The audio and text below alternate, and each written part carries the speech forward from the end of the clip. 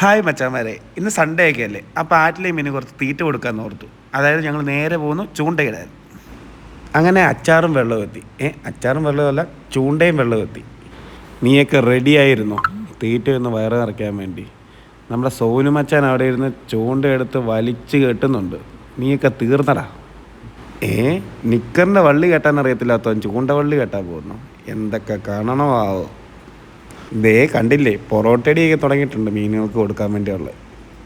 ജിയോ മച്ചാനും പിന്നെ കാടൊക്കെ ഒരു വീക്ക്നെസ് ആയതുകൊണ്ട് വള്ളിയും കമ്പൊക്കെ ആയിട്ട് കാട്ടിൽ നിന്ന് ഇറങ്ങി വരുന്നുണ്ട്. അങ്ങനെ നമ്മുടെ മീൻപിടുത്തം തുടങ്ങി. ഇനി കണ്ടോ മക്കളെ, അങ്ങനെ നമ്മുടെ അന്നദാനത്തിലേക്ക് തേണ്ട പുതിയൊരാളും കൂടി കടന്നു വന്നിരിക്കും. മുണ്ട് കയറ്റിയിട്. കളിയാക്കിയവരെ കൊണ്ട് കൈയടിപ്പിച്ച് തേണ്ട നമ്മുടെ മച്ചാൻ തേണ്ട ഒരു മീനെ പിടിച്ചിരിക്കുന്നു ഗായ്സ്. ഇതെന്ത് മീന്? ഇനി സീനാവും. മച്ചാനെത്തി ഗായ്സ്.